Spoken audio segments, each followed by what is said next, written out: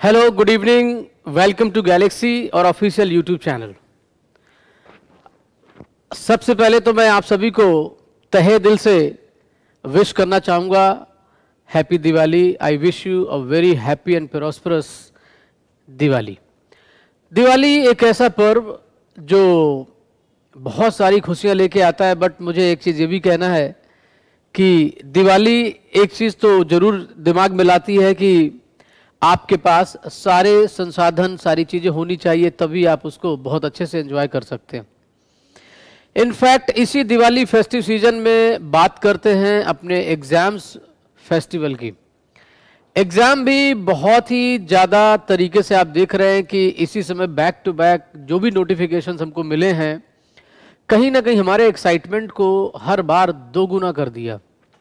सबसे पहले हमने देखा कि भाई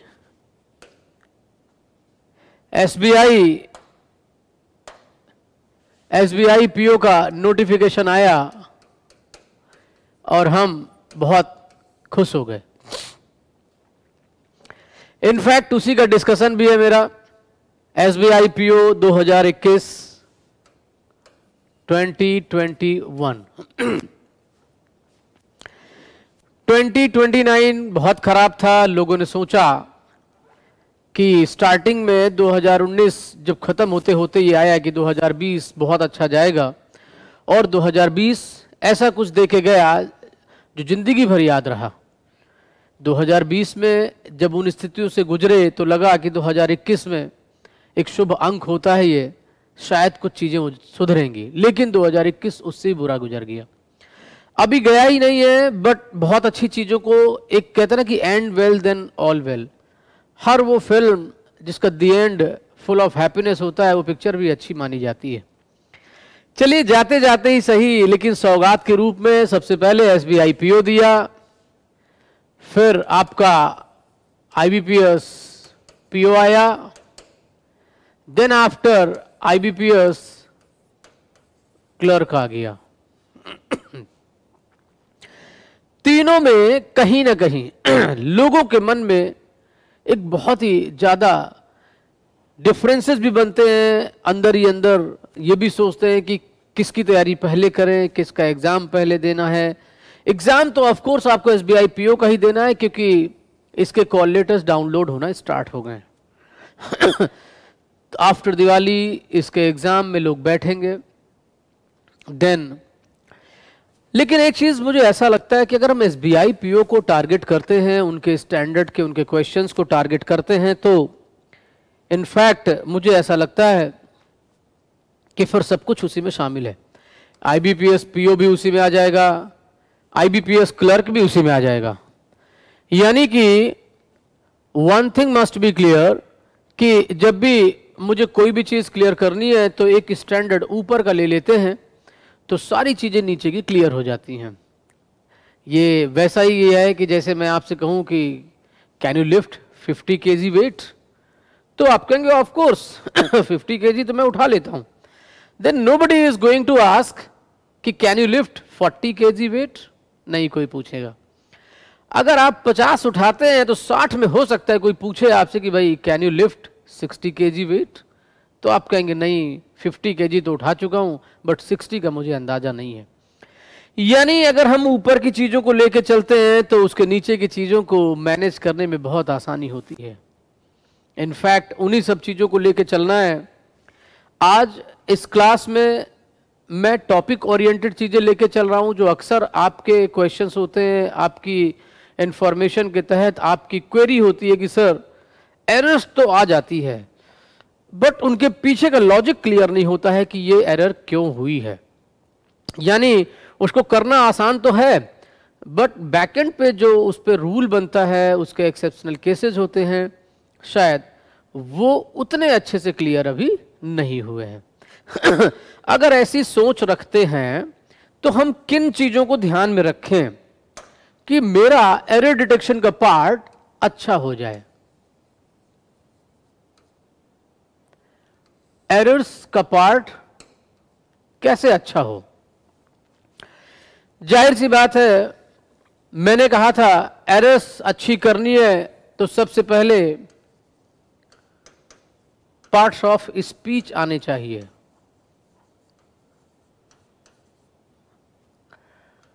ऑफ कोर्स उसके बाद टेंसेस एंड अदर्स की जानकारी बहुत अच्छे से होनी चाहिए। Tenses and others. Parts of speech क्यों मैंने बोला पार्ट्स ऑफ स्पीच में, तो बहुत सारी पार्ट्स ऑफ स्पीच आती हैं। स्टार्ट करते हैं नाउन से, देन बात करते हैं प्रोनाउन की, उसके बाद आ जाता है वर्ब का पार्ट, फिर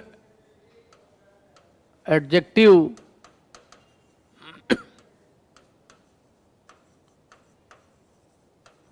adverb,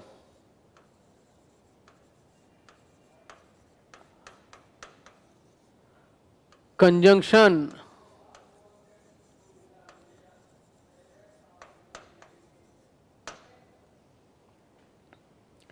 and then preposition.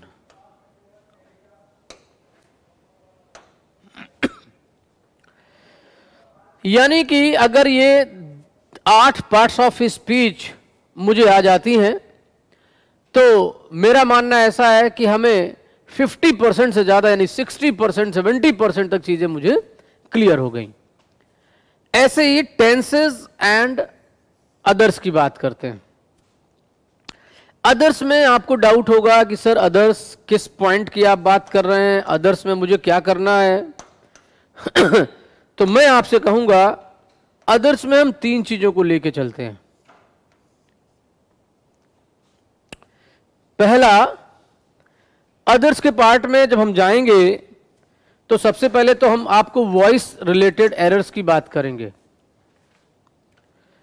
Voice related errors यानी वॉइस कैसे करना है, इन सब चीजों को देखते हैं। Active voice, passive voice and of course in दोनों की मिक्स्ड जब एरर आती है तो कैसे आती है। Then narration.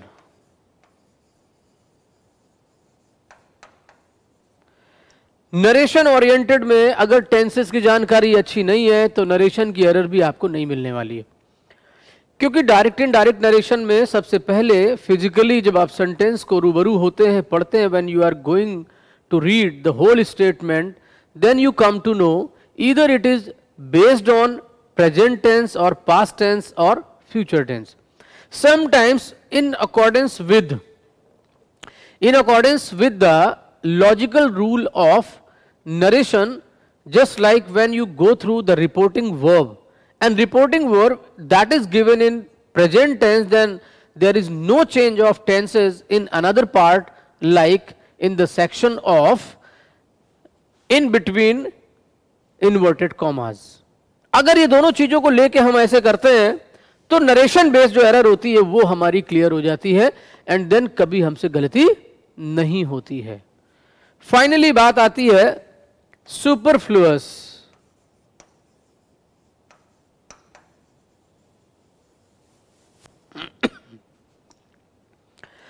सुपरफ्लुअस की बात करें, अगर तमाम सेंटेंसेस में ऐसा लगता है कि कुछ वर्ड्स फालतू के ऐड कर दिए गए, extravagant, and they are not fruitful, they are not meaningful, but they appear good.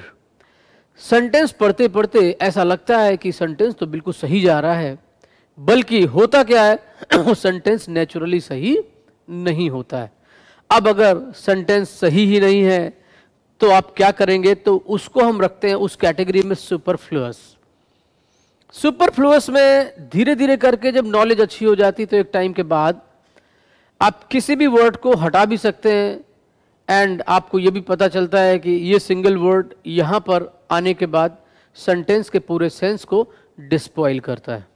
यहां तक तो मैंने आपको समझा दिया कि टेंसेस में मुझे प्रेजेंट, पास्ट और फ्यूचर पढ़ना है,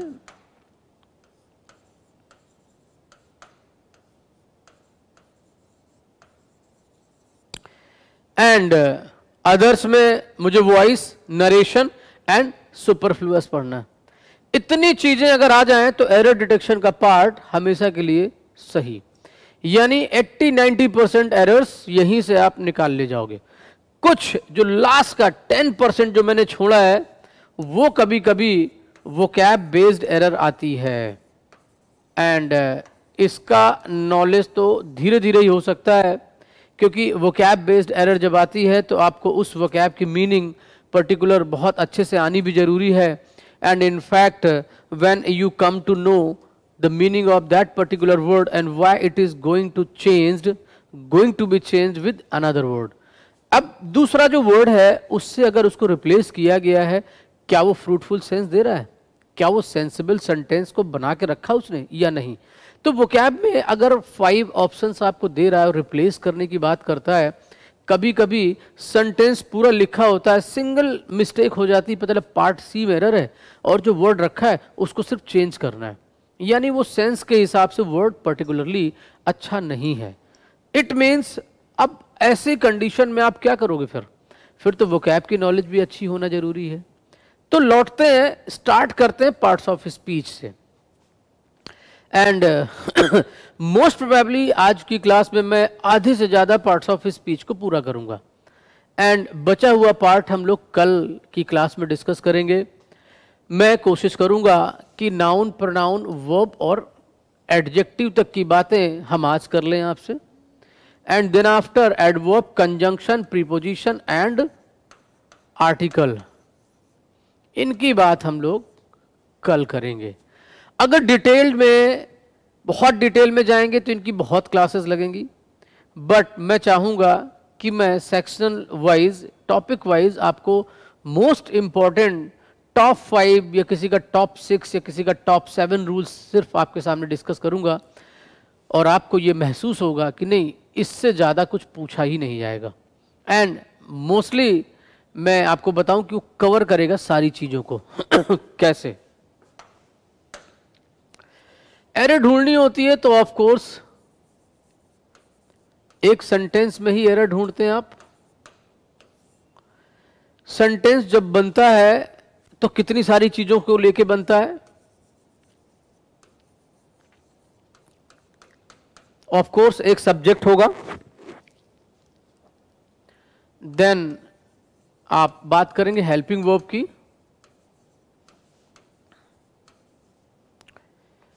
and main verb,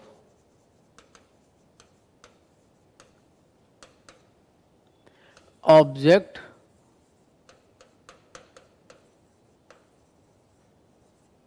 and others. Others में तो बहुत सारी चीज़ें आ जाती हैं, सेंटेंस को बड़ा भी करते हैं वहीं से, एंड सेंटेंस की लेंथ को बड़ा करने का काम अदर्स के पार्ट में जाता है। कभी कभी हम देखते हैं कि अगर एक सेंटेंस के 2 पार्ट होते हैं तो आप देखोगे कि एक पार्ट होता है सब्जेक्ट का, तो दूसरा पार्ट होता है आपका प्रेडिकेट का।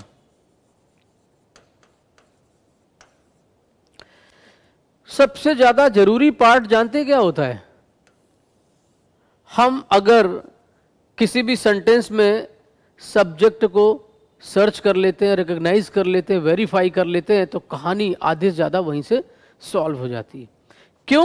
क्योंकि कभी कभी सब्जेक्ट का पार्ट बहुत बड़ा होता है भाई, एंड वर्ब का पार्ट यानी प्रेडिकेट, जहां से मेन वर्ब या हेल्पिंग वर्ब स्टार्ट होती है, वो पार्ट माना जाता है प्रेडिकेट का, और उसके पहले का पार्ट सब्जेक्ट का। अगर मैं लिख दूं यहां पर a lot of experience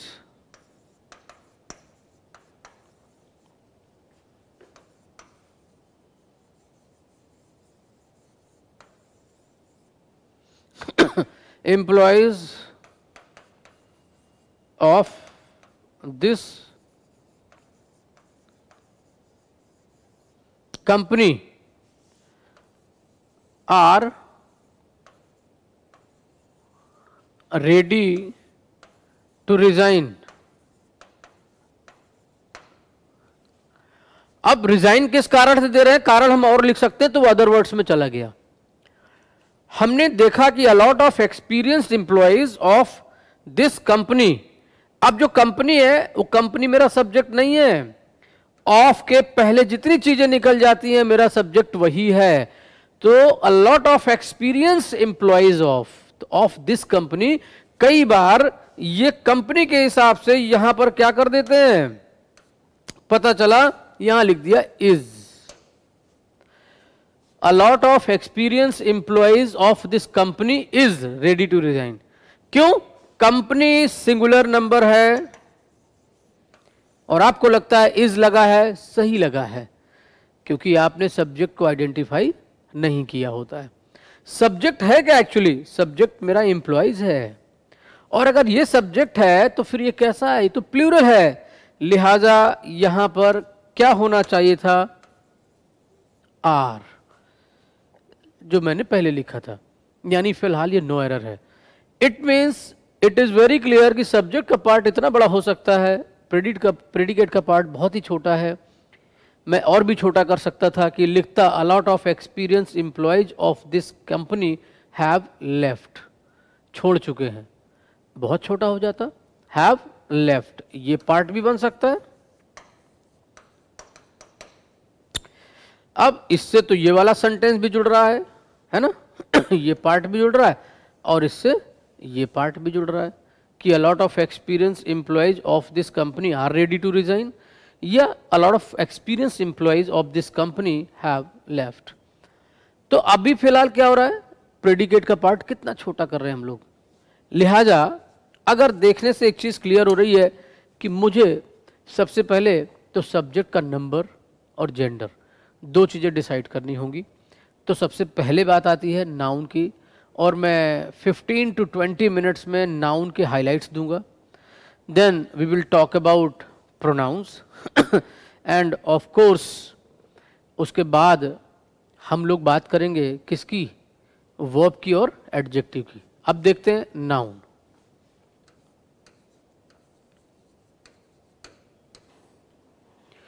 noun क्या करता है, कितनी चीजों को देख के चलना है। किसी भी तरीके से देखा जाए तो नाउन दो तरह का होता है।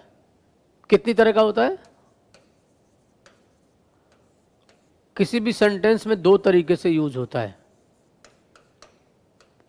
ईदर एज अ सब्जेक्ट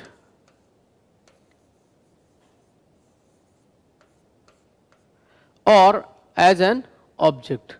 यानी या तो सब्जेक्ट बन सकता है या फिर वो क्या बन सकता है? ऑब्जेक्ट।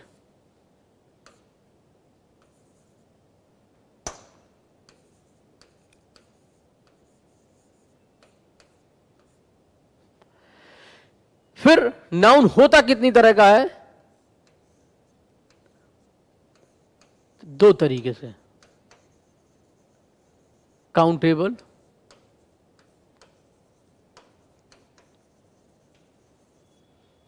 अनकाउंटेबल।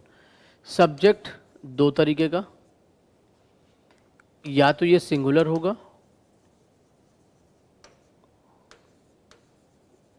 ऑफ कोर्स, या फिर ये प्लूरल होगा। ऑब्जेक्ट की बात करूं तो डायरेक्ट ऑब्जेक्ट होगा या फिर ये इनडायरेक्ट ऑब्जेक्ट होगा। इन सभी में एक चीज तो कॉमन हो गई और वो है नंबर।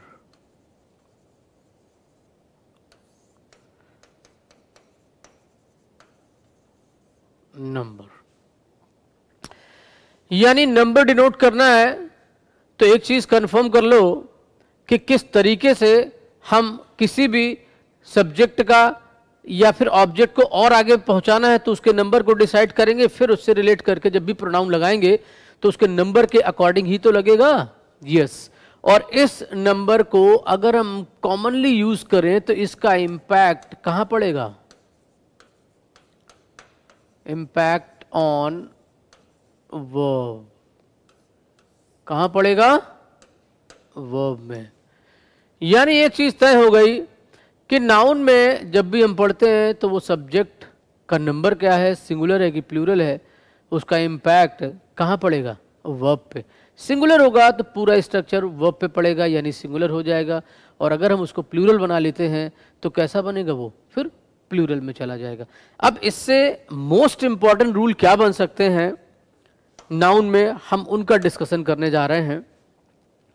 एंड नेचुरली मैं आपको बताऊं, अगर वो रूल आपके क्लियर हो जाए तो डेफिनेटली कभी भी उनसे रिलेट करके जो एरर आएगी वो आप तुरंत फाइंड आउट कर लेंगे इमीडिएटली पढ़ते ही। लास्ट में हम ये जब डिस्कशन ख़त्म होने की तरफ होगा तो प्रैक्टिस भी आप करेंगे। एंड बहुत सारे सेंटेंसेस हैं टोटली बेस्ड ऑन इन्हीं सारे रूल्स पे जो हमने अभी आपसे डिस्कस करने बाकी हैं। देखो समझो, पहले एक रूल बनता है, बहुत पूछा जाता है, number of.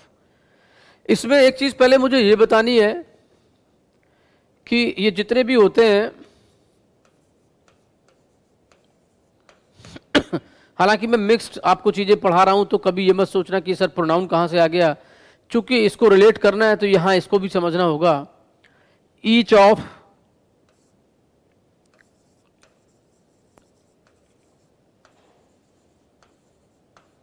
Every one of,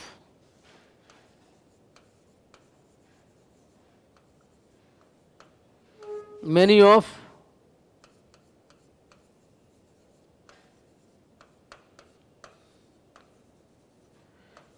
none of,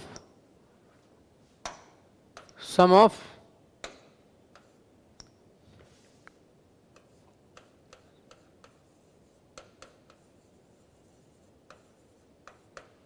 neither of,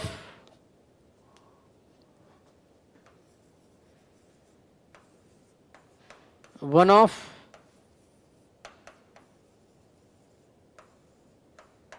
either of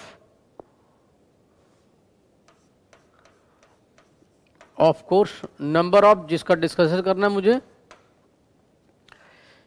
ये सारे के सारे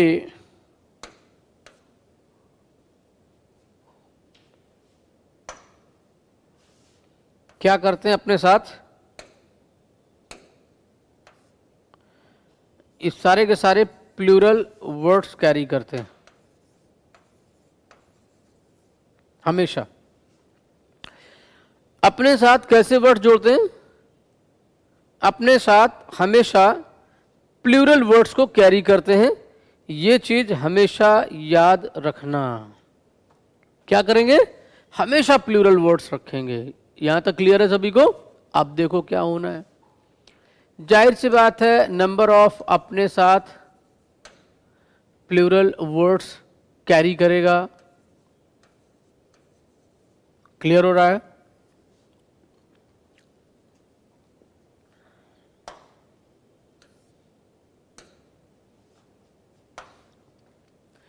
नंबर ऑफ करता क्या, देखो अपने साथ हमेशा प्लूरल वर्ड्स कैरी करता है। यहां तीन तरह की कंडीशन है। अगर हम हर कंडीशन को प्रॉपर समझते जाएं तो यही सारी चीजें आपके एग्जाम में भी आती हैं, आप देखेंगे और बाद में फील करेंगे कि ये तो मैं पढ़ चुका हूं, ये मुझे मालूम है, ऐसा कब होता है।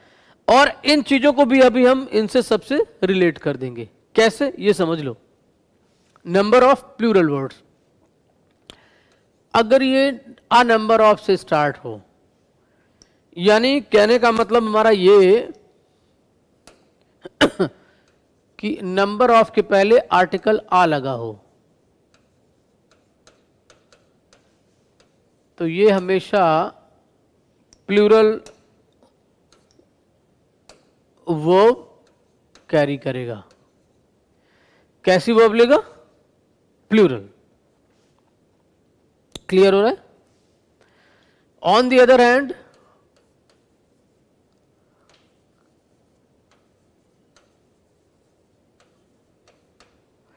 अगर ये द नंबर ऑफ हो जाए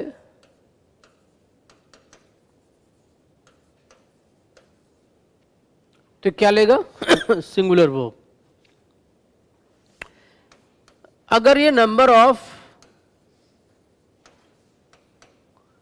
अकेले आता है तो यकीन मानना कि एरर का पार्ट स्टार्टिंग में ही माना जाएगा, क्योंकि नंबर ऑफ के पहले ना तो आर्टिकल आ लगा हुआ है और ना ही आर्टिकल दा लगा हुआ है। एन नहीं आता है, इसका कोई लॉजिक नहीं है, ए या फिर दा। तो द नंबर ऑफ हो जाता तो कोई बात ही नहीं थी, आ नंबर ऑफ हो जाता तो भी कोई बात नहीं थी। लेकिन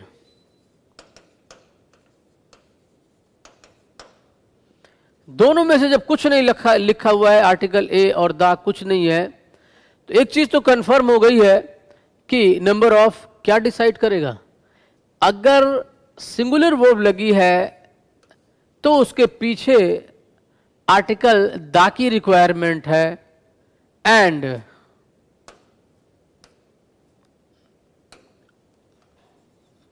और अगर प्लूरल है तो article uh.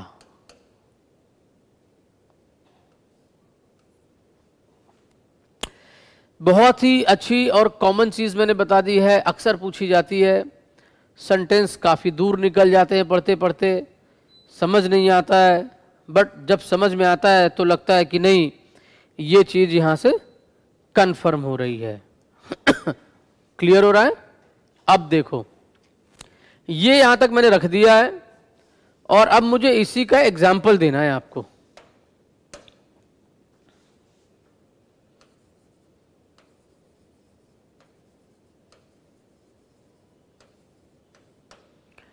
A number of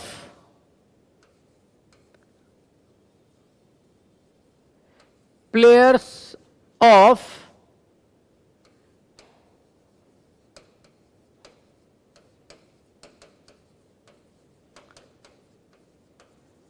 Indian cricket team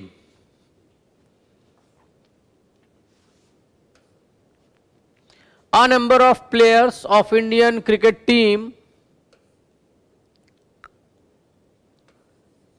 are not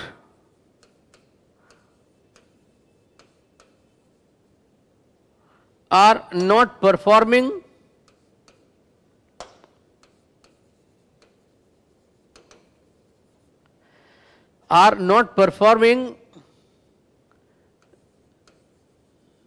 their best in the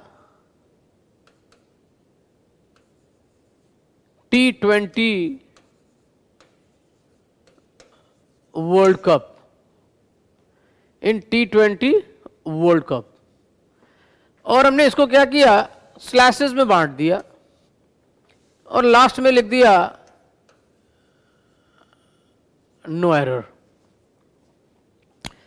आप देख के मुझे बताएं कहां एरर है, गेस कर सकते हैं, ताकि मैं आफ्टर 30 सेकेंड्स आपको मैं इसकी एरर बता सकूं। सेंटेंस आप पढ़ेंगे, पढ़ते ही स्ट्राइक होना चाहिए दिमाग में कि कहां पर एरर हो सकती है। A number of players of Indian cricket team are not performing their best in the T20 world cup. और रिसेंट में बहुत निराश भी है हम लोग, 2 मैच हारने के बाद ये नेचुरल सेंटेंस निकल के आया है कि कोई भी अपना बहुत ही अच्छा, अपना बेस्ट परफॉर्म, बेस्ट क्या, अपना गुड भी नहीं दे रहा है कोई भी। अब अगर ऐसी कंडीशन आती है, मैंने सेंटेंस पढ़ा, मुझे ग्रामर के थ्रू जाना है, तो अ नंबर ऑफ प्लेयर्स, यहां तक तो माहौल सही है। हमने कहा था नंबर ऑफ के पहले कुछ लगना जरूरी है भाई। आर्टिकल ए लगा हुआ है, आर्टिकल आ लगा हुआ है, यहां पर इंडियन क्रिकेट टीम लिखा हुआ है और नंबर ऑफ के बाद जो प्लेयर्स है वो प्लूरल में है। तो अब आ नंबर ऑफ, मैंने आपको इसके जस्ट पहले रूल बताया कि ये प्लूरल वर्ब लेता है, तो आर, यहां तक ये भी सही है, ये भी सही है, are not performing their best in the T20 world cup. बिल्कुल सही सेंटेंस है। अब अगर इसे गलत करना है तो कैसे गलत होगा? गलत करने के लिए ऑफ इंडियन क्रिकेट टीम लिखा है, बस कुछ नहीं करना है, यहां पर इज कर देना है, इज। और फिर क्या, देखने में गुड साउंड करेगा, देखने में गुड अपीयरेंस एंड सुनने में good sound. A number of article a लगा है, उसके हिसाब से भी लोगों के दिमाग में चलता है कि सर इज आना चाहिए आर्टिकल ए यानी सिंगुलर। नंबर ऑफ प्लेयर्स अब अगर एक चीज कंफर्म करो कि सपोज करो वहां पे इज लिखा होता और हम यहां का ए हटा दें और इसको बड़े से लिख दे सिर्फ, और ये लिख दें नंबर ऑफ। अब बताइए कहां एरर हो गई? अब number of players of Indian cricket team, अब आप कहां एरर निकालोगे? अब तो कंफर्म हो गया कि इज लिखा है। ये कुछ एक्सेप्शनल केसेज है, वरना मैं हमेशा बोलता हूं कि जब भी सेंटेंस पढ़िए और दो कॉलम में अलग अलग आपको डाउट होने लगे तो हमेशा राइट हैंड साइड की एरर मानी जाती है, लेफ्ट की इग्नोर करते हैं until you are going to change the sense, जब तक कि सेंस ना बदल रहा। अब इसमें सेंस बदल जाएगा अगर हम कुछ कर देंगे, तो इसका मतलब है इस इज के अकॉर्डिंग पहले यहीं पर एरर है और यहां पर जो जरूरत है वो किसकी है? Article the key. ये होती हैं रूल्स की बातें। जब हम कोई रूल पढ़ के चलते हैं तो ये फैक्ट है कि हमारे सामने जो भी चीज़ें आती हैं तो हम उसके हिसाब से अपने रूल्स को टैकल करते हैं और देन फिर वो चीज़ हमारे दिमाग में आती है और हम उसको सही भी करते हैं। क्लियर है? अब देखो यहां तक हो गया है। अब यहां पर एक चीज और बहुत पूछी जाती है आपसे, subject two subjects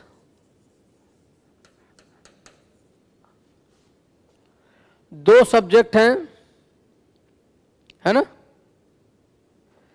and two subjects joined by and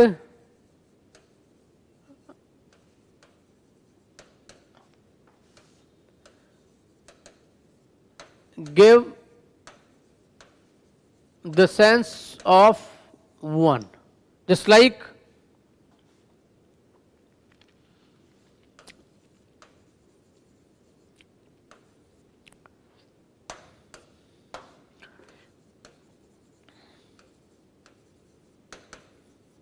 lemon and water,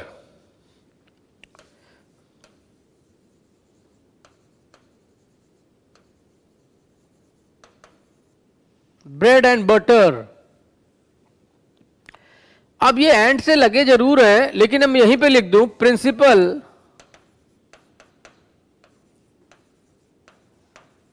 and staff. तो प्रिंसिपल एंड स्टाफ अभी अलग अलग हो गए दोनों, क्योंकि दोनों मिलके एक नहीं हो रहे हैं। यहां पे दोनों एक का साउंड कर रहे हैं तो भाई यहां तो सिंगुलर वर्ब आना चाहिए, लेकिन यहां पर क्या आएगा? प्लूरल वर्ब, क्योंकि ये दोनों अलग अलग हैं। The captain and the players क्या माना जाएगा? Plural. Table and chair are, अब ये अलग अलग सेंस है, क्योंकि ये ब्रेड एंड बटर कोई ऐसी चीज नहीं जो खाने वाली चीजें हैं। Lemon and water is useful for preparing, ये टू प्रिपेयर, और आगे हमने बोल दिया शिकंजी, राइट। तो यानी कि जब दोनों को मिला करके एक समझा जाता है, एंड से दो चीजें बराबर की जब जुड़ जाएं और एक जैसा संकेत करें, सिंगल होने का डिनोट करें, तो वहां पर हम लोग सिंगुलर वर्ब लगाते हैं, जबकि दूसरे तरीके से उसका इस्तेमाल प्लूरल वर्ब के साथ किया जाता है। अब यहां पर जो सबसे ज्यादा इस्तेमाल होता है और सबसे ज्यादा यूज होता है, सबसे ज्यादा एरर आती है, वो होती है अपॉस्ट्रोफी एस।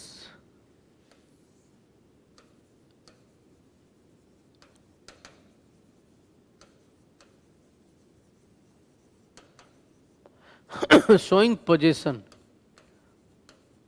का, के, की का रिलेशन दिखाते हैं ये। अब करना क्या है?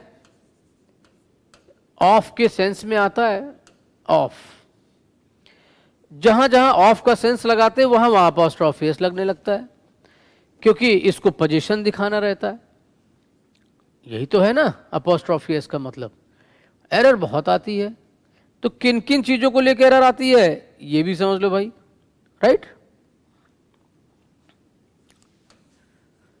Apostrophe S with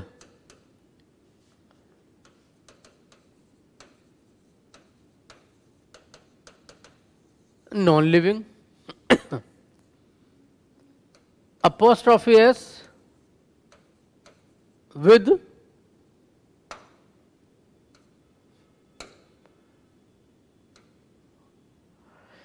apostrophe s with living,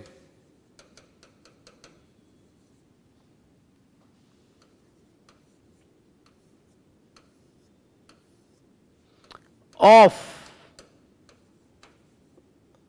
with living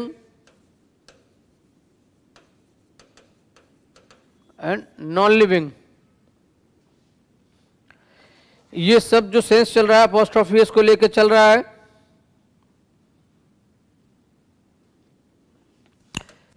apostrophe S with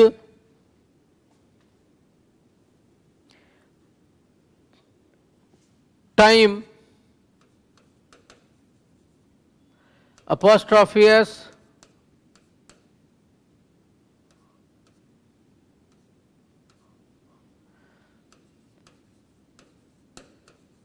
with place, apostrophe s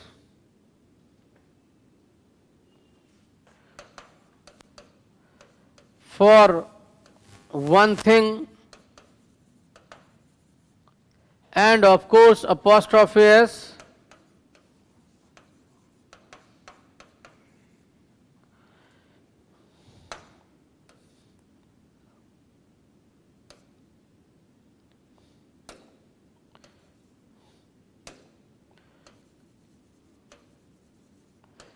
many apostrophe s for one thing,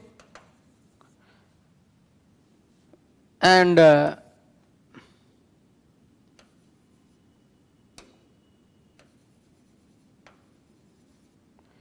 many apostrophe s for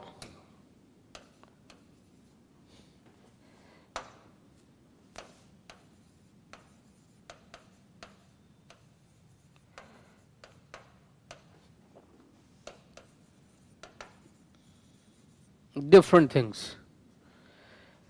ये इतने सारे केसेस हैं और भी इसके साथ होते हैं, समझ रहे हैं, और भी होते हैं। अब करना क्या है,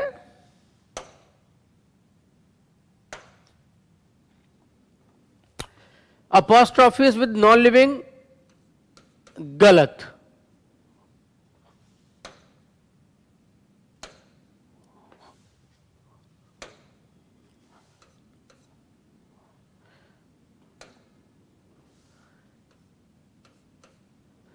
apostrophes with living correct, apostrophes की जगह ऑफ लगाएं with living and non living correct,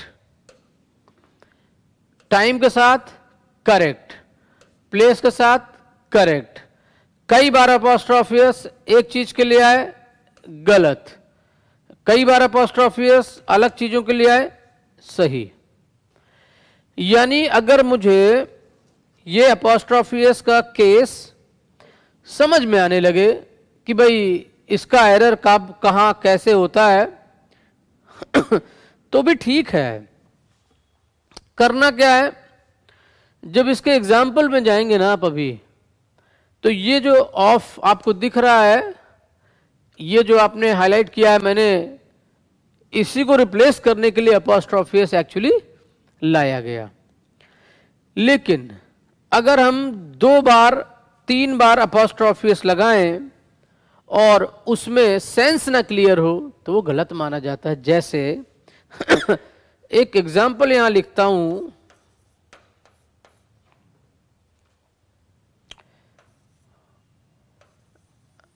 I had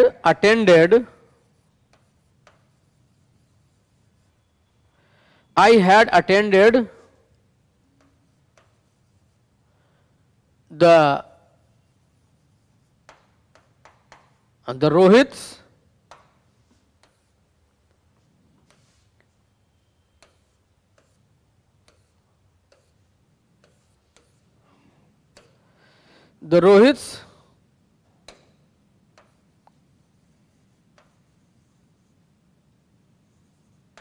mother's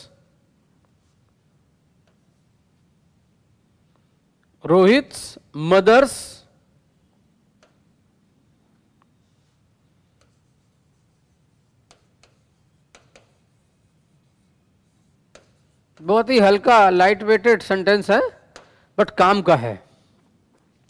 I had attended the Rohit mother's birthday party. अब बताइए कहां गलत है, कहां गलत हो गया, ये कंफर्म करो।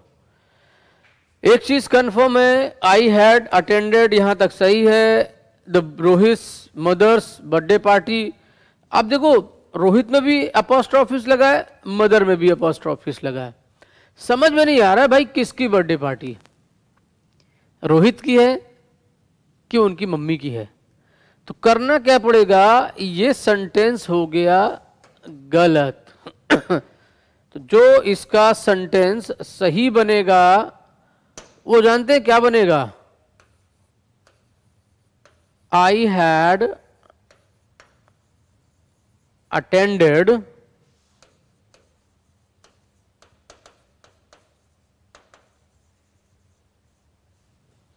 The birthday party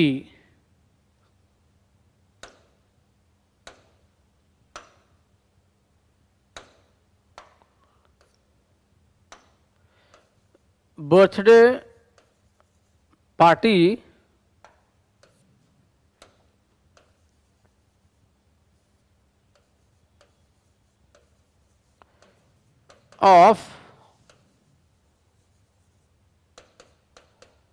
Rohit mother.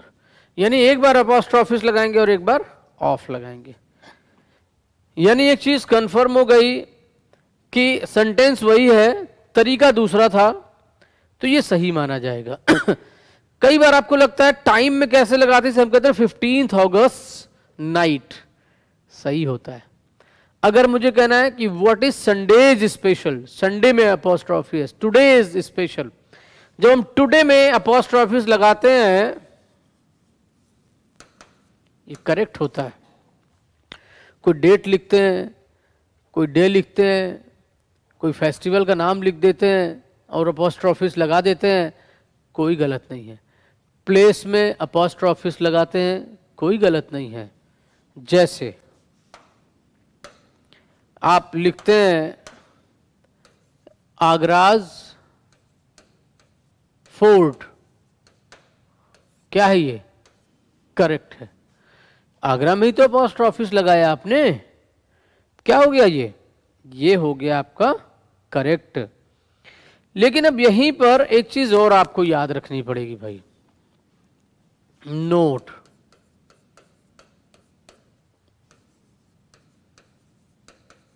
Avoid hissing sound, hissing sound आपको अवॉइड करना होगा। अगर ये साउंड हिस वाला साउंड जो हिंदी में निकलता है हिस, ऐसे वाला साउंड अगर निकल रहा है कहीं पर भी तो वो गलत माना जाएगा। क्लियर हो रहा है?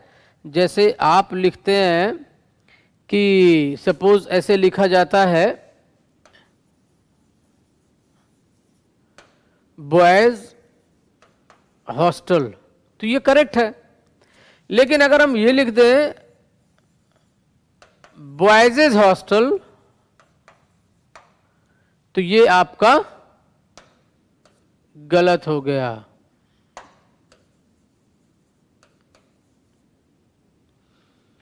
तो ये सेंटेंस अलग है और ये अलग है। सेंटेंस क्या, वर्ड्स लिखे। अब बॉयजेस ये नहीं होता है, गर्ल्स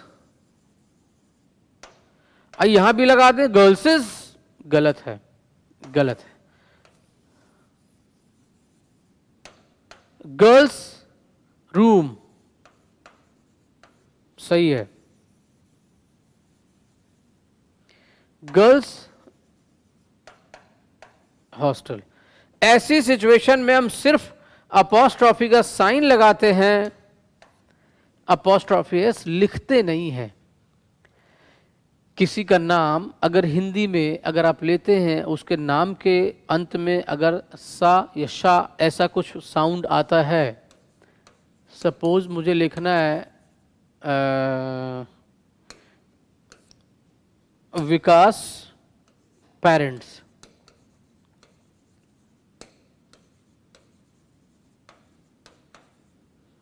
तो ऐसे लिखेंगे। और अगर आपने इसको ऐसे कर दिया तो बेटा आप इसको पढ़ ही नहीं पाओगे। पढ़ो, विकास पेरेंट्स नहीं पढ़ पाएंगे, लिहाजा ये गलत है और ये सही है। तो ये चीज़ भी आपको थोड़ा सा दिमाग में रखनी होगी। इतना तब तक आप नोट कर लीजिए, स्क्रीनशॉट लीजिए, नोट करिए, कुछ भी करिए, समझते जाइए। क्लियर है?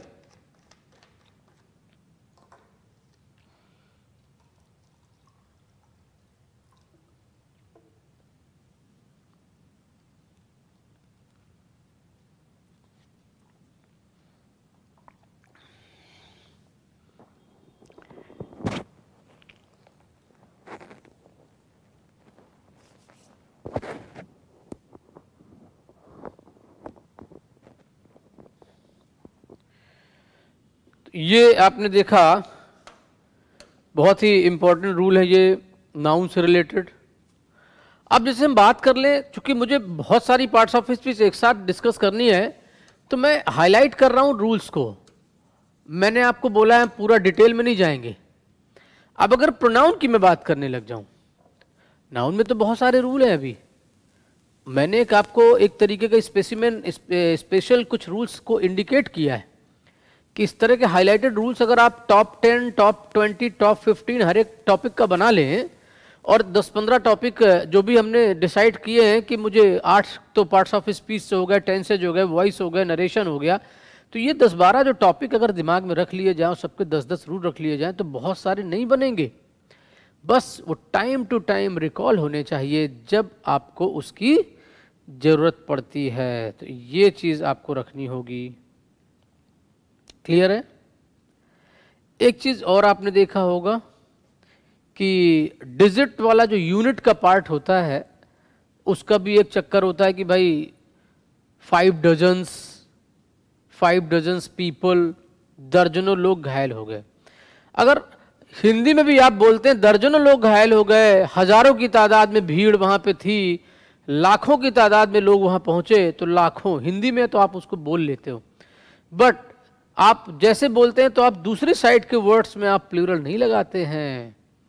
आप ये नहीं करते हैं कि अगर आप संख्या लिख दें फिर आप प्लूरल नहीं करेंगे। आप ये नहीं कहेंगे 10,000 लोग वहां पहुंचे, फिर आप कहेंगे 10,000। 5 लाख लोगों ने आवेदन किया है इस परीक्षा के लिए, तो 5 लाखों लोगों ने आवेदन किया है हमेशा नहीं बोलते ना। तो ये हिंदी में भी बात सही और इंग्लिश में भी ऐसे ही करते हैं।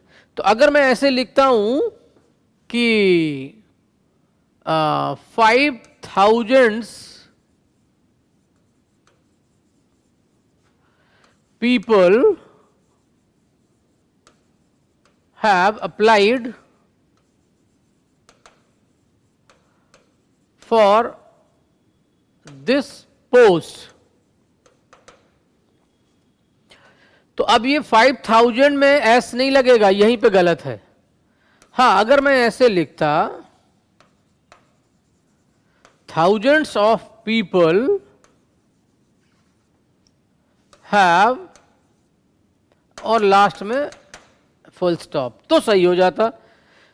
हजारों की तादाद में लोगों ने इस पोस्ट के लिए अप्लाई किया है, ये सही है। 5,000 लोगों ने अप्लाई किया है, तो अभी तो मैंने समझाया आपको। ऐसे ही 5 लीटर मिल्क, तो 5 लीटर्स नहीं करेंगे।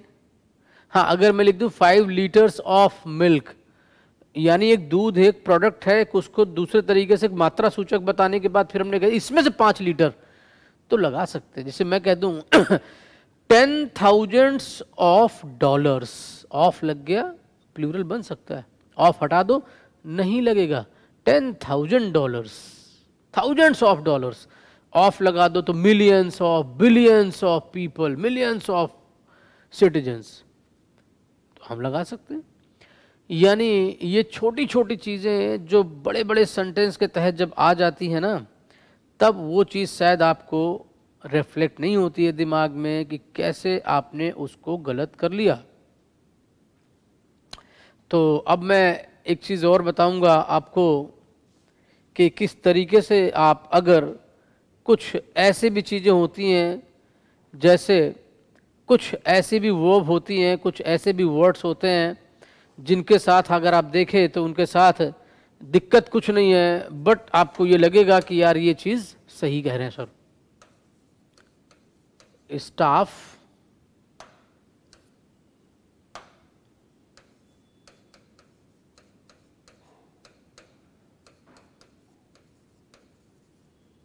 Team, family, audience,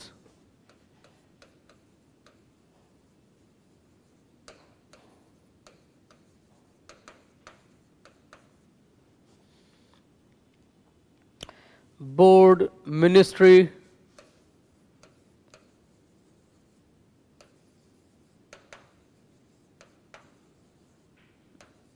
jury,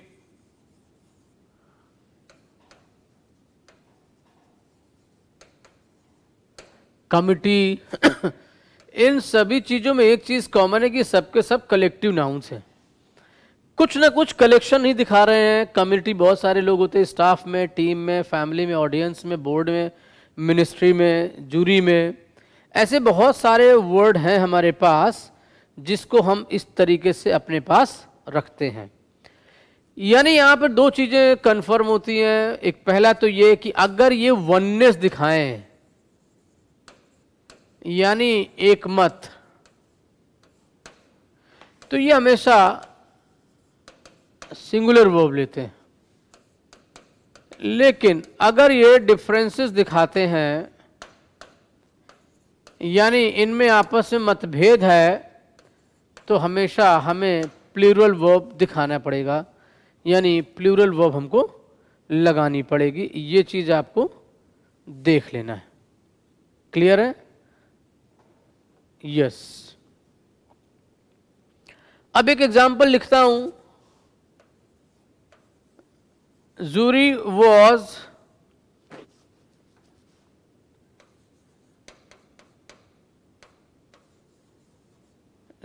divided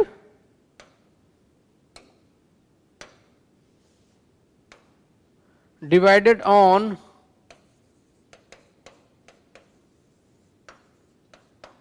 different points। अब जो जूरी थी अलग अलग मुद्दे में, अलग अलग पॉइंट्स में बटी हुई थी। अब यार बटी हुई थी, इसका मतलब फिर क्या है? तो क्या करेंगे, ये जो वॉज है ये हो जाएगा वर। क्या हो जाएगा? ये वॉज चेंज होकर के और क्या हो जाएगा? वर। यानी एक चीज कंफर्म कर लो कि जब हमारे सेंस के अकॉर्डिंग जब भी हम कोई चीज करते हैं तो उसके अकॉर्डिंग आप उसको बदल लेते हो। अभी मैं इससे रिलेट करके आपको कुछ क्वेश्चंस कराऊं, उससे पहले प्रोनाउन की चर्चा करते हैं थोड़ा सा, फिर चलते हैं वर्ब में, क्योंकि सब्जेक्ट का पार्ट नाउन प्रोनाउन से बनता है, एंड देन आफ्टर बात करते हैं किसकी? वर्ब की। तो उसमें हम लोग फिर वर्ब के पार्ट के हिसाब से बात करेंगे।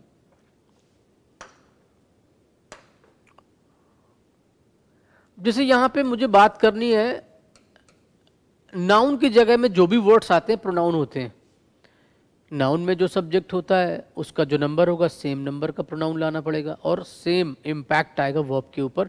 जैसा नाउन का इम्पैक्ट हमने वर्ब पे दिखाया था, वैसे प्रोनाउन का भी इम्पैक्ट कहाँ पड़ेगा? वर्ब पे, डेफिनेटली वही पड़ेगा। ईच, एवरी,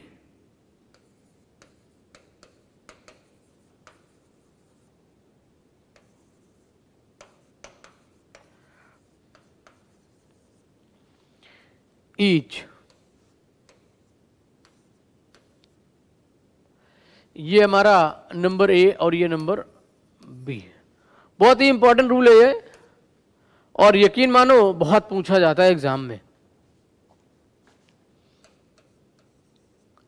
दोनों का मतलब एक जैसा ही होता है कहीं ना कहीं, प्रत्येक।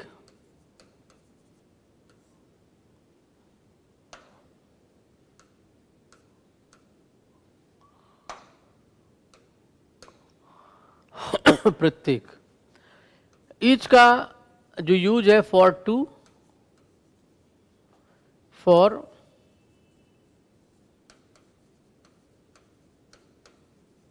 मोर देन टू, जबकि एवरी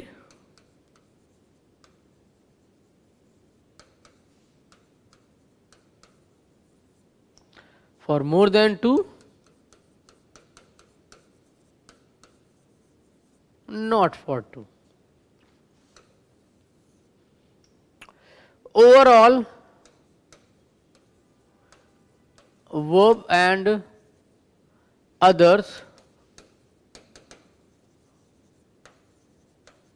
हमेशा क्या होगा, सिंगुलर ही रहेगा। तो ये आप नोट करो, फिर इनसे रिलेट करके सेंटेंस बताते हैं आपको।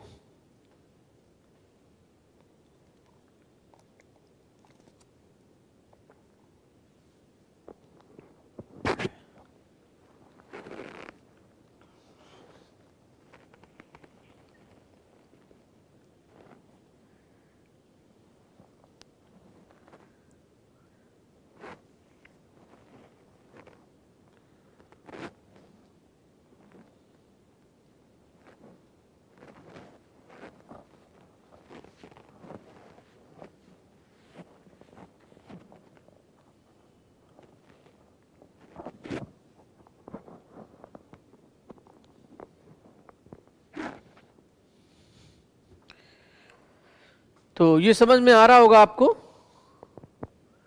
ऐसे ईच अदर और वन अनदर का मतलब होता है हिंदी में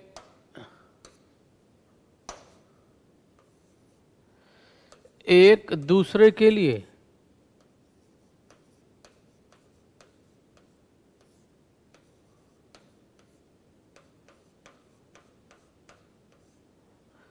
एक दूसरे के लिए। बट ईच अदर का प्रयोग for two and one another का for more than to.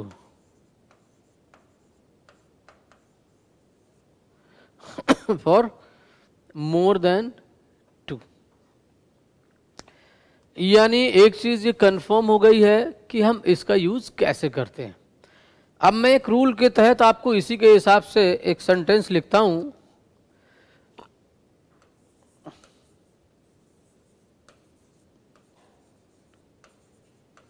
Every one of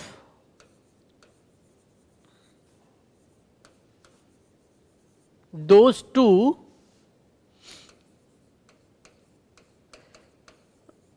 officers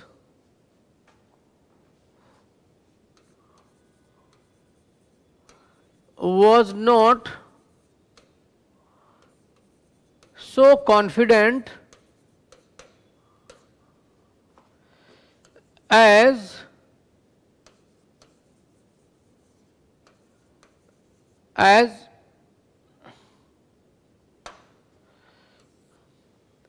confident at that time.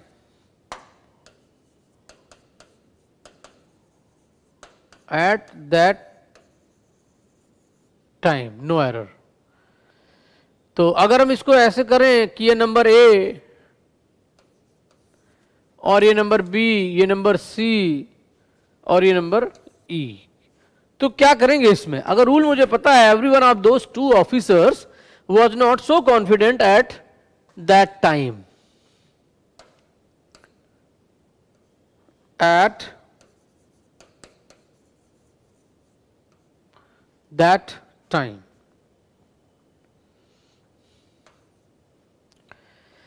यानी आप देखो, अगर मुझे ईच और एवरी का रूल पता है कि सर एवरी का प्रयोग हमेशा 2 से अधिक में करते हैं, और यहां पे लिखा है 2, यानी 2 की संख्या स्पष्ट हो जाए तो एवरी नहीं लगेगा, एवरी वन हटा के हम लोग सिर्फ कर देंगे क्या, ईच ऑफ दोज। अच्छा, आपको मैं बता दूं कि never try to change the sense as well as the tense of any sentence. तो आप सेंस भी नहीं बदल सकते हैं। आप ये ना सोच लेना कि एवरी वन ऑफ दोज 3 कर दें, दोज 3 ऑफिसर्स, आपके बस में नहीं है। आप 2 में से ही कोई एक की बात हो रही है, दोनों में से प्रत्येक की बात हो रही है, तो तीसरे की बात ही नहीं हो रही है, लिहाजा आप इसको नहीं कर सकते हो। It means it is very clear कि हम उसको चेंज नहीं करेंगे। तो क्या दिक्कत है फिर, क्या समझ में आया, कौन से पॉइंट पे प्रॉब्लम हो रही है, ये सारी चीज़ें आपको डिस्कस करनी होंगी। यहाँ तक क्लियर हो रहा है? अब देखो, कई बार ऐसा होता है कि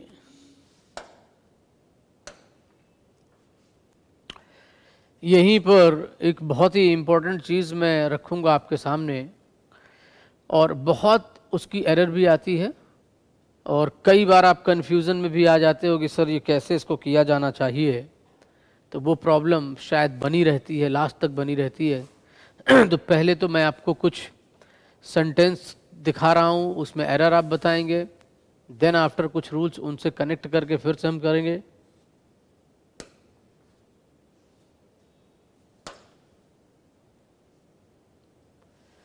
ये आ गया है आपके सामने पहला question. The very first question is,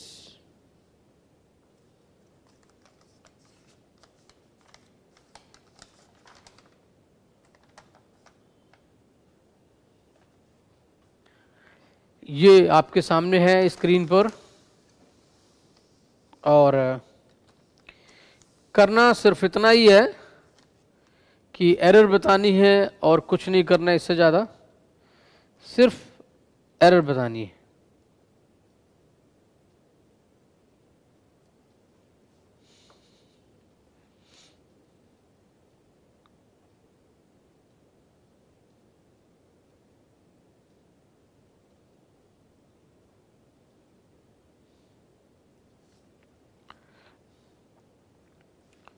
The buzz at the party was that a famous film star and politician would probably drop by for a while. बहुत ही छोटा स्टेटमेंट, बहुत ही अच्छा स्टेटमेंट। सेंटेंस पढ़ो, जैसे ही पढ़ोगे वैसे ही समझ में आएगा कि भाई अगर मुझे लग रहा है कि द बज एट द पार्टी वॉज, यहां तक आप सही हो, देन नेक्स्ट पार्ट में चले जाओ, दैट अ फेमस, फिर आपको प्रॉब्लम अगर हो रही है रुक जाओ, film star and politician would probable drop by for a while. इसको करना है।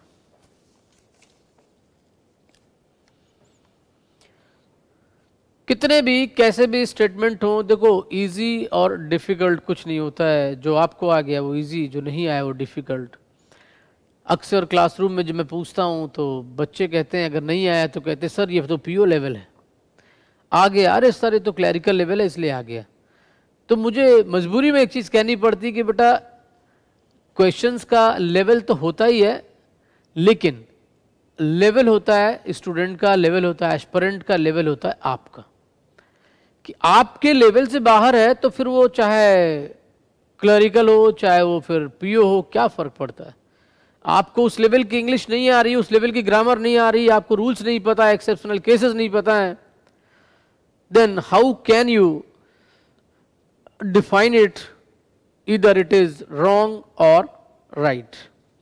तो थोड़ा सा इन सब चीज़ों में तो आपको फिलहाल अभी सोचना पड़ेगा कि कैसे आप इसको कर सकते हो। तो ये प्रॉब्लम हो रही है कि द बज at the party was that a famous film star and politician would probable drop by for a while. अब ये देखो थोड़ा नोटिस करने की बात है, समझने की बात है, थोड़ा गुड साउंड नहीं कर रहा होगा। ये एरर यहीं पर है पार्ट डी में, एंड होना चाहिए प्रोबेबली, क्योंकि यहां पर प्रोबेबल ड्रॉप नहीं, probably drop by for a while, right. तो वुड ड्रॉप, अब देखो जिससे मैं बोलूं कि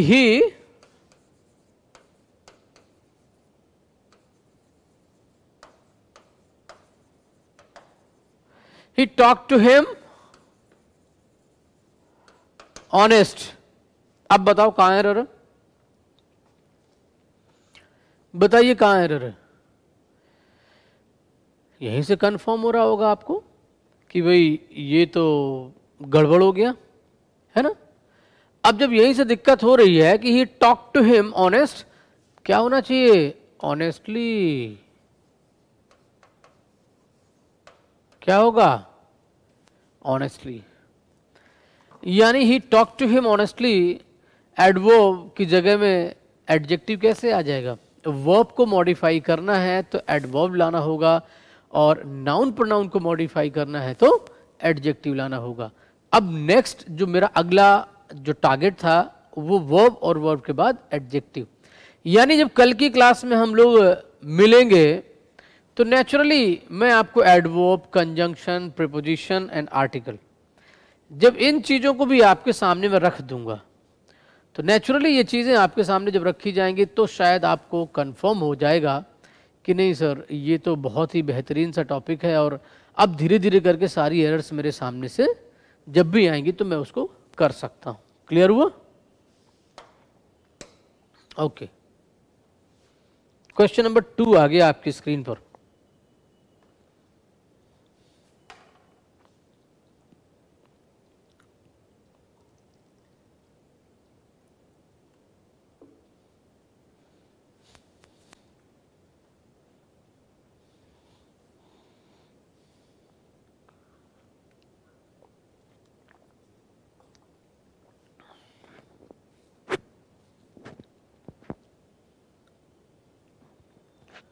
पहले सेंटेंस को आराम से रिलैक्स होके पढ़ो, एंड देन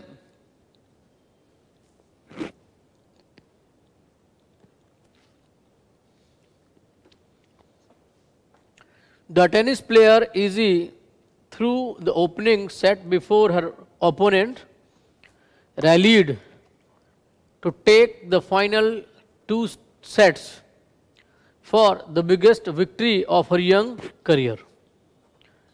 सेंटेंस एक बार नहीं पढ़ना चाहते 2 बार पढ़िए, फिर आप देखेंगे कि कहां पर एरर है। द टेनिस प्लेयर,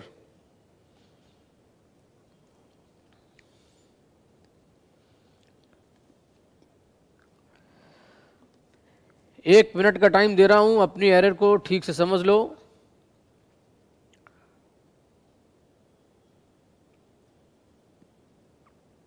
अपने आप से कंफर्म हो जाएगा।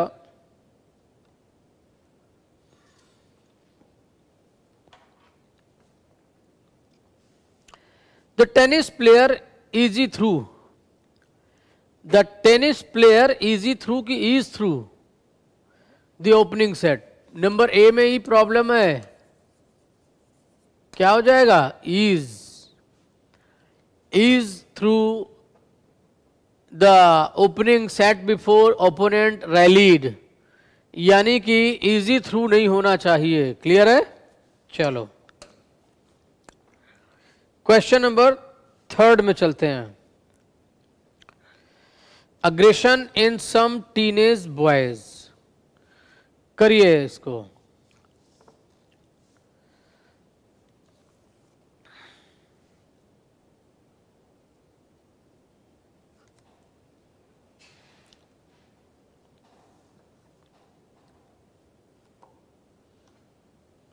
Aggression in some teenage boys may be linked to overly large glands in their brains, a new study has found। बहुत ही छोटा स्टेटमेंट समझदारी से करने के लिए मेरे ख्याल से बहुत है, कोई बहुत ही ज़्यादा टिपिकल नहीं है ये, करिए।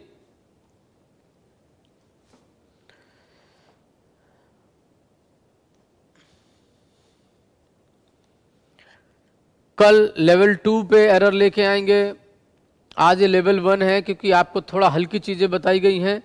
और आज और कल की 2 क्लास का वीडियो अगर बाद में भी देखते हैं, कभी भी देखते हैं, तो कम से कम इतनी चीज़ें जरूर क्लियर हो जाएंगी कि अगर इतना मुझे आता है तो एरर नहीं छूटेगी मुझसे। क्लियर हो रहा है?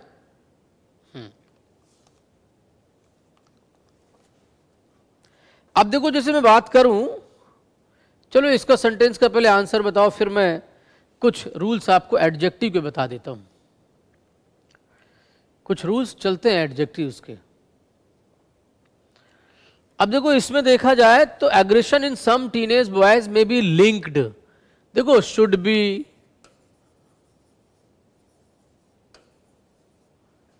Can be, may be,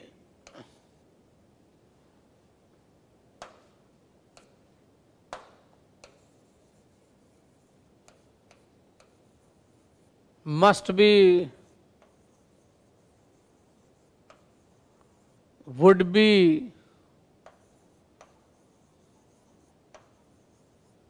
shall be, या shall be हटा देते हैं अभी, can, could, may, might,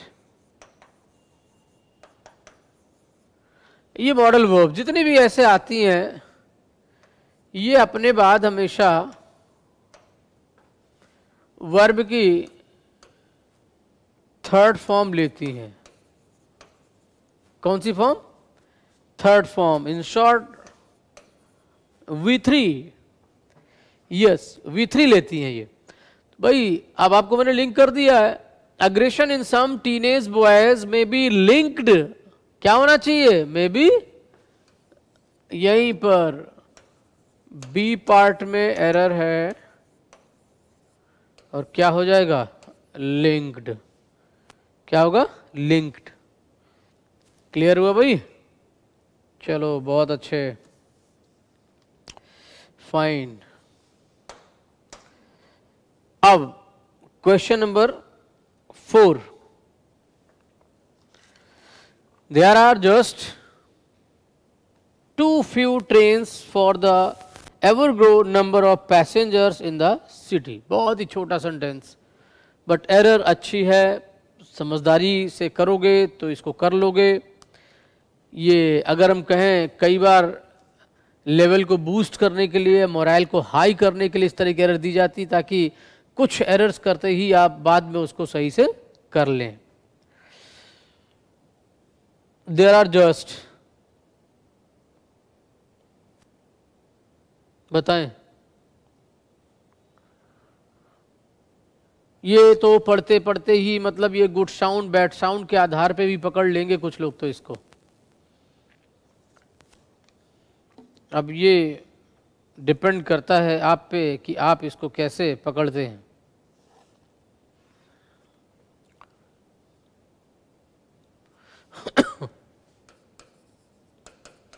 B part में है एवर ग्रोइंग, क्या होगा?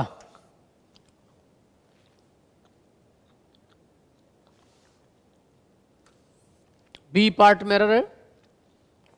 There are just too few trains for the ever growing number of passengers in the city.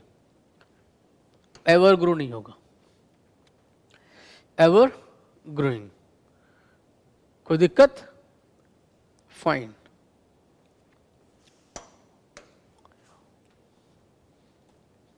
Question number 5 आपकी स्क्रीन पर।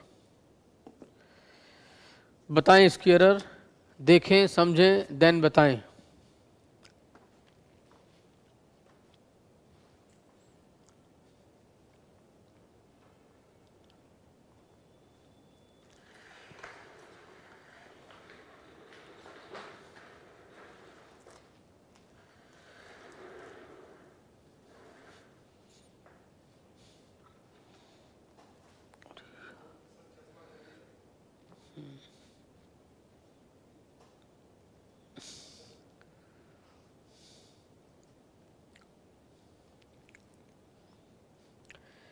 The opposition disrupted proceedings in both houses of parliament for the second consecutive day. Above, the plight of farmers in the country. अगर आप sentence पूरा पढ़ते जाएंगे तो जहां भी आपको ऐसा लगता है कि रुकते हैं और साउंड नहीं हो रहा क्लियर या अपीयरिंग नहीं है, good sound, bad sound, good appearance, bad appearance, then आप उसको चेंज कर सकते हो.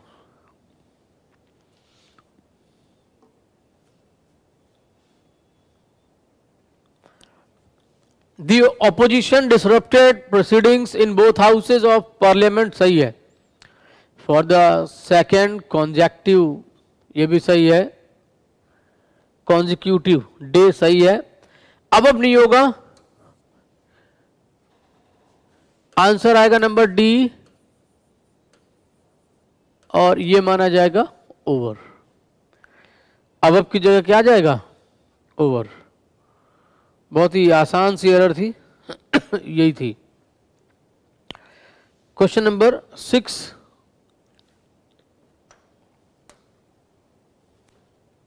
करो.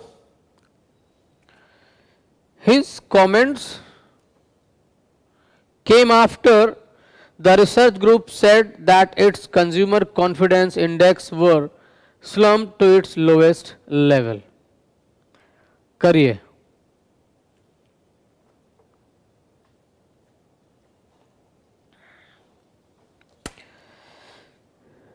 स्टार्टिंग में जो मैंने आपसे बात की थी, अगर आप उतना ही कर लेंगे तो भी काफ़ी हद तक चीज़ें आपको क्लियर हो जाएंगी. क्वेश्चन नंबर 6 चल रहा है.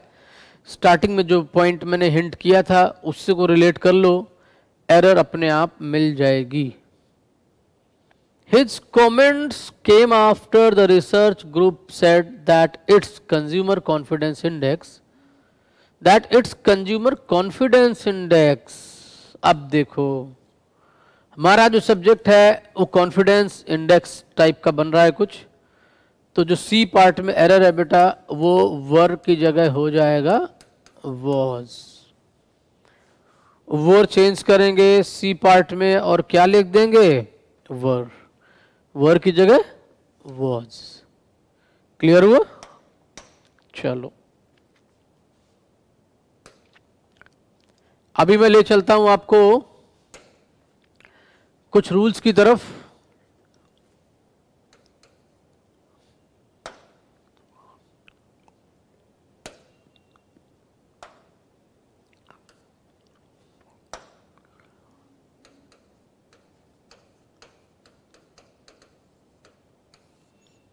एडजेक्टिव.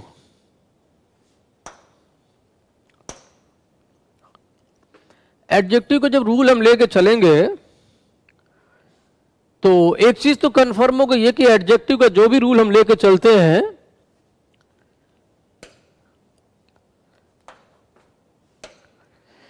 डिफाइन करना है मुझे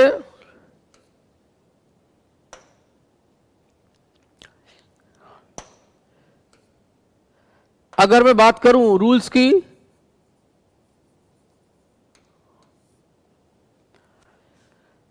तो कितने रूल्स की बात करी जाएगी? भाई किसी भी चीज का समझाना समझना उसकी प्लेस सबसे ज्यादा जरूरत क्या होती है? डिफाइन करना सबसे पहले. तो एडजेक्टिव मॉडिफाइज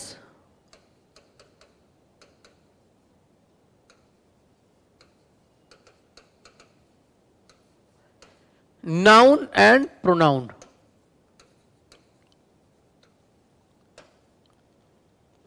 ये दो चीजें कंफर्म कर लो कि एडजेक्टिव मॉडिफाई करने का काम करता है सिर्फ किसको? Noun, on the other hand pronoun. इसके अलावा एडजेक्टिव को कोई मतलब नहीं है. अब रूल्स की बात अगर करते हैं सबसे पहले मुझे ऐसा लगता है कि हम यहां पर अगर एक चीज बात करें तो हमारे दिमाग में आता है कि place of adjective.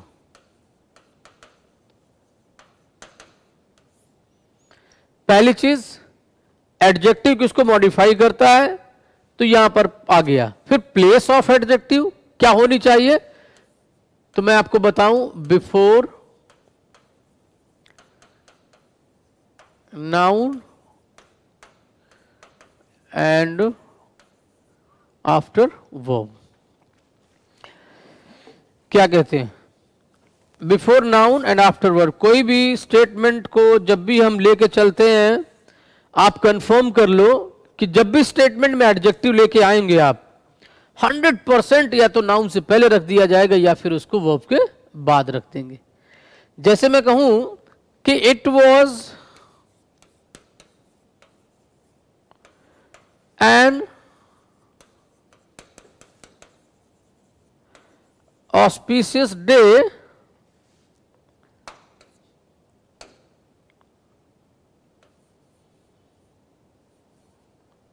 For my family. अब ऑस्पिशियस क्या है?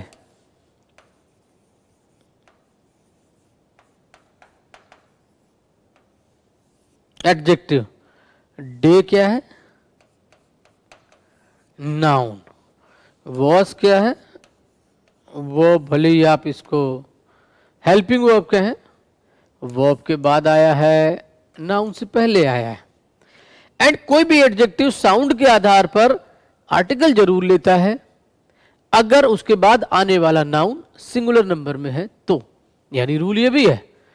अब अगर मैं इतने चीजों की बात कर रहा हूं तो एन ऑस्पिशियस किसके हिसाब से आया है? एडजेक्टिव के साउंड के आधार पे आया है।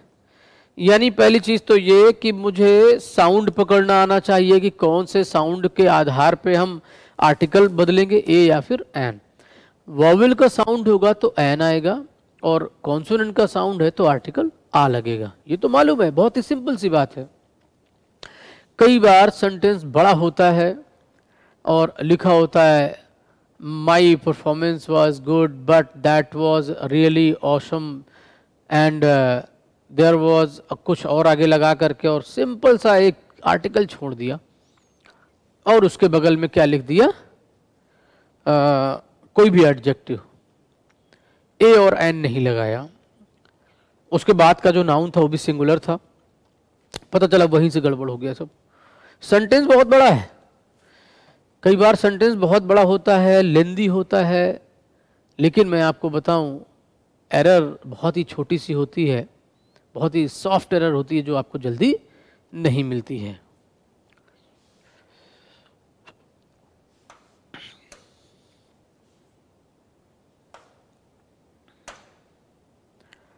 तो अब क्या करते हैं हम लोग? इसी एडजेक्टिव के फॉर्मेट पर अगर मुझे ये देखना हो कि हाउ टू मेक एडजेक्टिव्स, या कितनी तरह का एडजेक्टिव होता है, राइट? तो मुझे अगर एडजेक्टिव बताना कितनी तरह का होता है,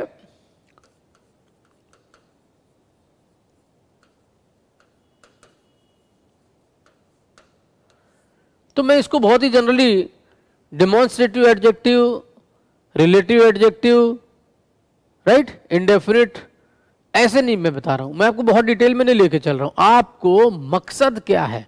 एरर ढूंढना, उसको आइडेंटिफाई कर लेना उसके फेस रिकॉग्निशन से कि भी फेस और प्लेस अगर दोनों क्लियर है दिमाग में कि ये ऐसा दिखता है, ऐसा इस जगह पे होना चाहिए, दैट्स इट, इतना ही है। बेसिक एडजेक्टिव्स,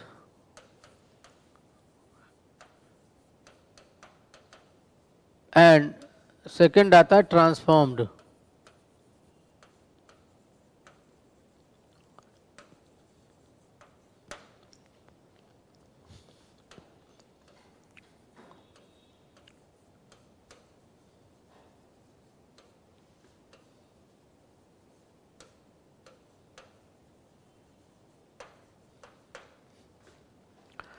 ट्रांसफॉर्म्ड में एडजेक्टिव बनाने पड़ते हैं। पहला gerundial adjectives, number A. Number B past का participle, and number C others. बहुत सारी जगहों से आप मिला जुला करके एडजेक्टिव्स आप तैयार करते हैं। करना क्या है? नंबर ए,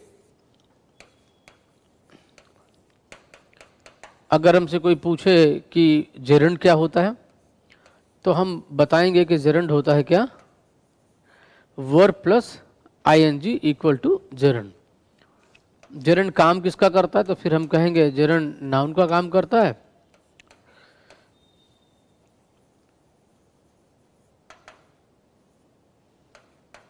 प्रोग्रेसिव वर्ब का करता है, एंड ऑफ कोर्स एडजेक्टिव का करता है, जो हम पढ़ने जा रहे हैं। क्लियर है?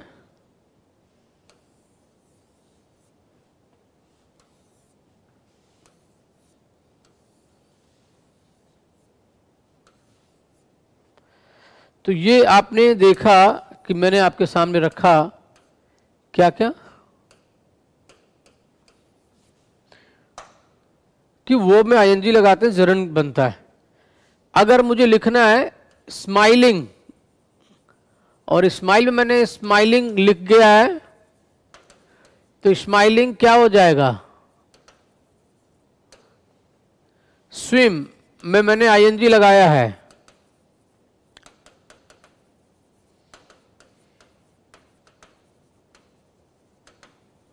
स्विमिंग। भाई ये तो नॉर्मली एक वर्ड है कि भाई आईएनजी लगा दिया है और बन क्या रहा है? जेरंड बन जा रहा है। क्वालिफाइंग, ये आईएनजी ये भी है।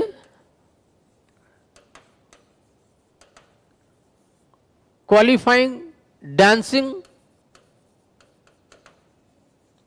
सिंगिंग, ये सब के सब जेरेंडियल फॉर्म की वर्ब हैं, और ये सब के सब कई तरीके से काम करते हैं। अगर मैं लिख दूं क्वालिफाइंग इज नेसेसरी, नेसेसरी, अब क्वालिफाइंग सब्जेक्ट बन गया, यानी ये नाउन हो गया।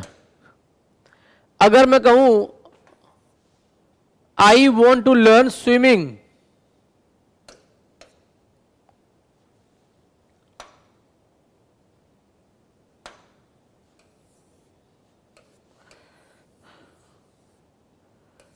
I want to swimming, I want to learn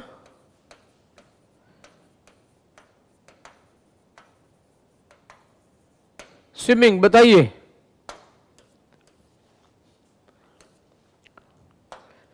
अब स्विमिंग क्या है? अब जेरंड तो है लेकिन नाउन है और ऑब्जेक्ट की तरह यूज हुआ है।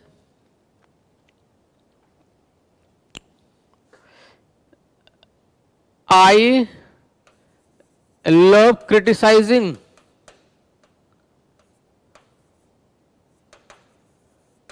अब क्रिटिसाइज से बना हुआ है, क्रिटिसाइजिंग। अब ये क्रिटिसाइजिंग क्या हो गया? जेरंड के फॉर्म में है, लेकिन आई लव क्रिटिसाइजिंग यानी लव मेरा वर्ब हो गया, ये ऑब्जेक्ट हो गया। ठीक है, तो ये नाउन हो गया ना। एंड दे आर क्रिटिसाइजिंग अस,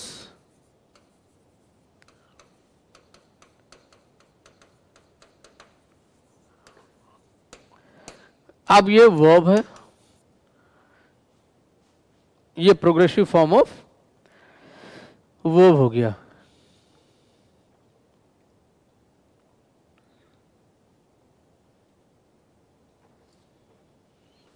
तो ये यहां तक आपने समझ लिया है। अब पास्ट का पार्टिसिपल आपको मालूम है, जैसे हम लोग कहते हैं कनेक्टेड, कनेक्टेड पीपल। अब कनेक्टेड पीपल ये इसको मॉडिफाई कर रहा है, पास्ट का पार्टिसिपल है। रिजेक्टेड,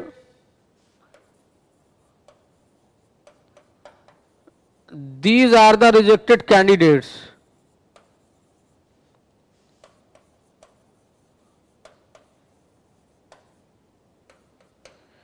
तो रिजेक्टेड हमारा क्या है?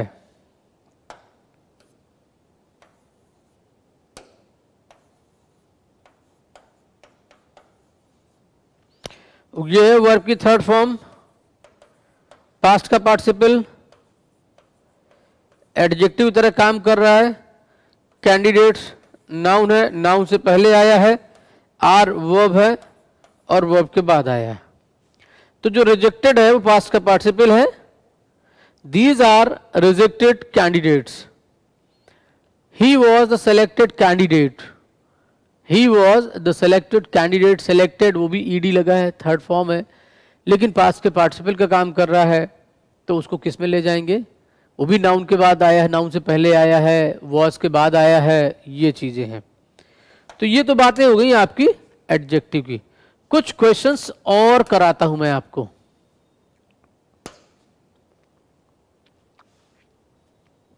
ये आ गया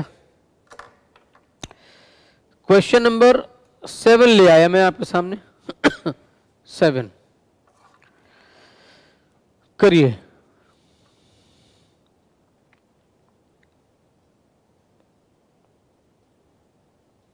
question number 7, if all goes well, the examination schedule for next month is all set to be completely free from energies, power cuts and disruptions. क्या करेंगे इसमें? If all goes well.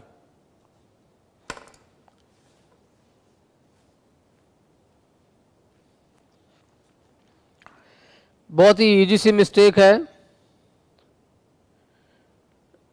थोड़ा सा कंफ्यूजन जरूर करेगा, क्योंकि जब सेंटेंस बहुत ही इजी ट्रैक पे जाते हैं तो अक्सर ऐसा लगता है कि एरर कुछ बड़ी होगी, बल्कि ऐसा हमेशा नहीं होता है।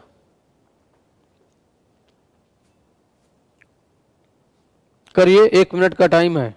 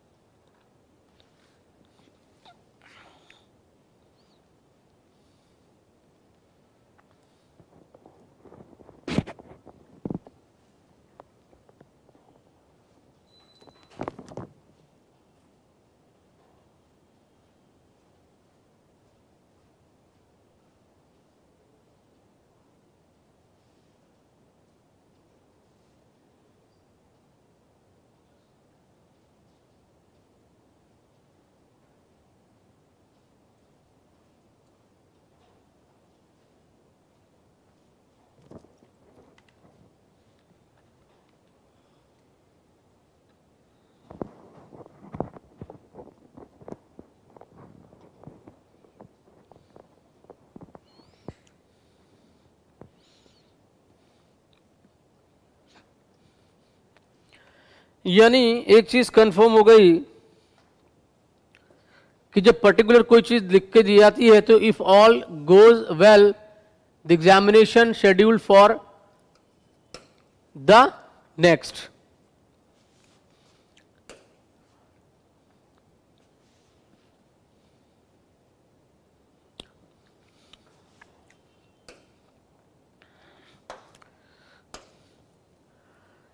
एरर बन रही है नंबर बी में,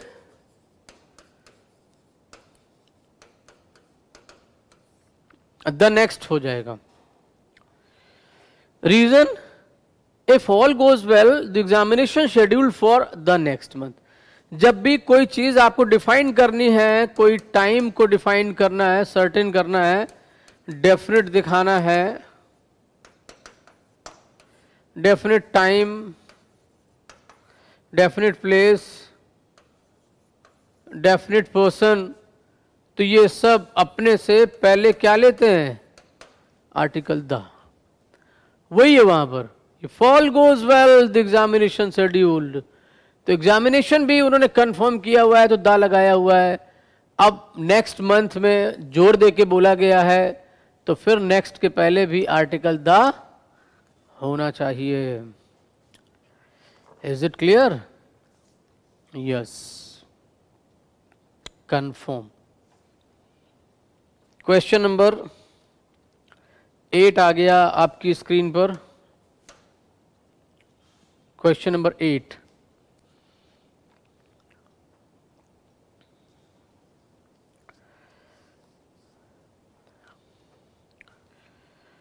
in response to the growing crisis, the agency is urgently asking for more contributions to make up for its sharp decline in purchasing power. ये बताना है आपको।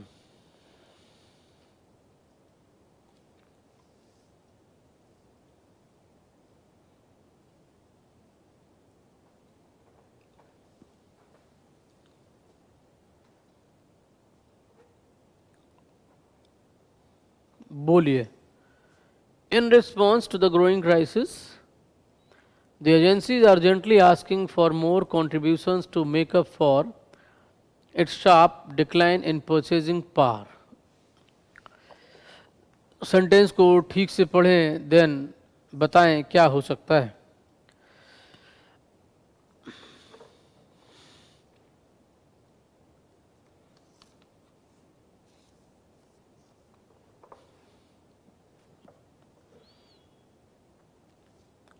एक चीज मिसिंग है, अगर आप समझ रहे हो इतने सारे सेंटेंस आपने कर डाले, अभी तक आपको नो एरर नहीं मिला।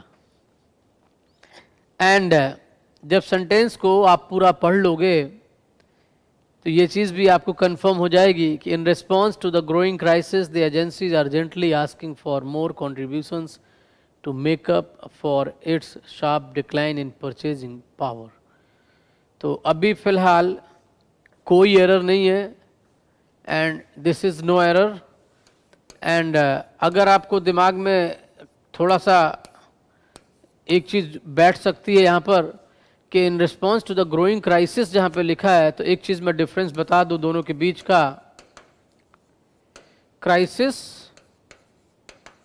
एंड क्राइसिस, देखो कभी कभी आई का ई कर देने से ही प्लूरल बन जाता है, हमेशा नहीं मैं कह रहा हूं, बट कुछ वर्ड्स हैं जिनका प्लूरल बनाते, जैसे axis,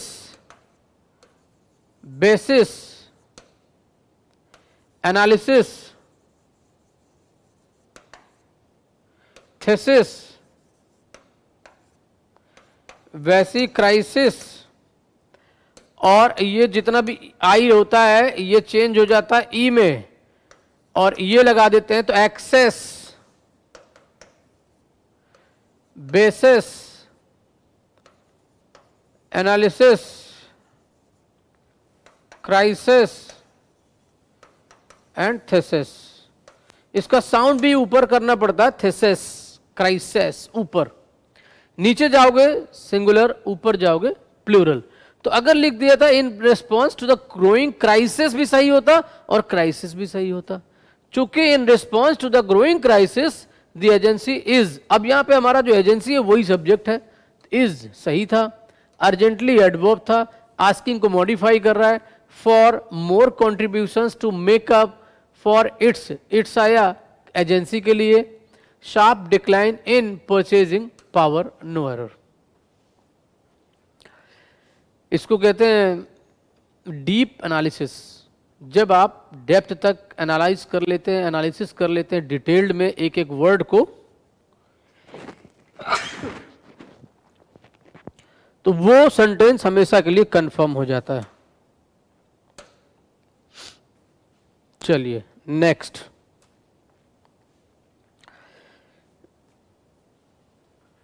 The angry at being left out of the bonanza is palpable among employees of the organization. जल्दी बताएंगे इसको।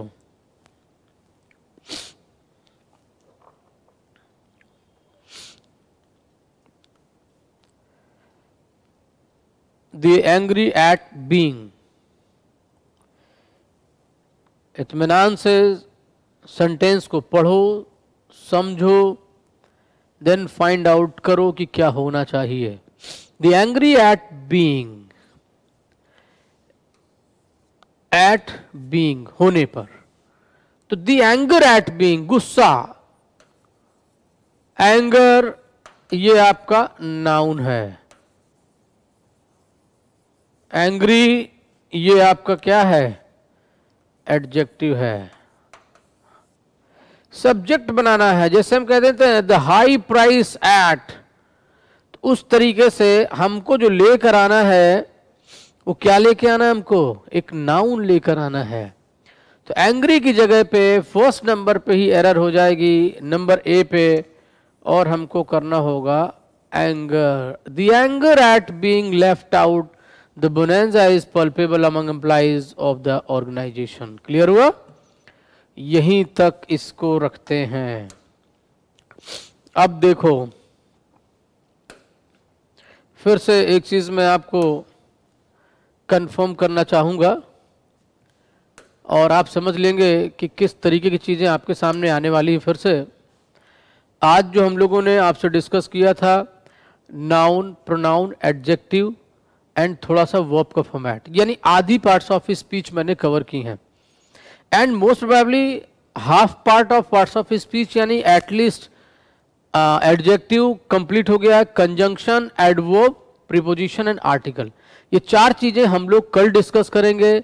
और नेक्स्ट क्लास में अगर कल ही डिस्कस हो जाएगा तो हम लोग थोड़ा tenses, voice and narration based और एरर्स का थोड़ा सा एक लेवल ऊपर कर देंगे, ताकि आपको ये भी एहसास हो जाए कि नहीं इस तरह का आता है।